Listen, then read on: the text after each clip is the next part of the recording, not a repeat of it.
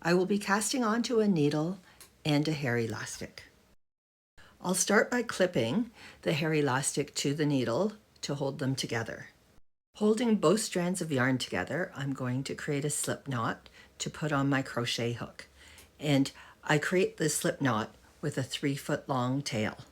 I'll be using the crochet cast on, and when I do so, I will be crocheting onto both the hair elastic and the needle. I will also be crocheting with the tail of the yarn.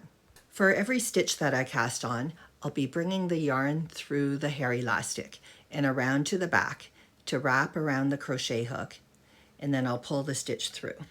The first stitch is always very difficult.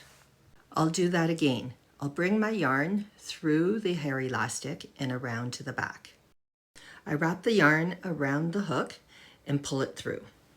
I do this for each stitch that I put on the needle.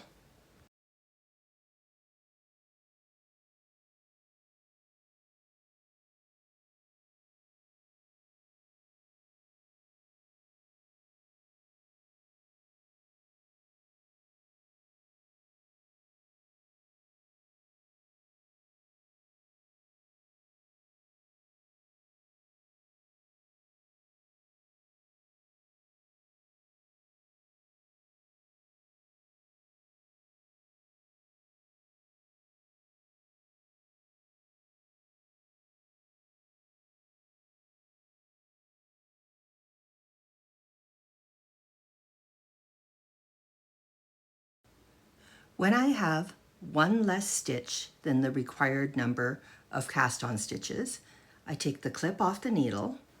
I'll slip the stitch from the hook onto the end of the needle to make the final stitch.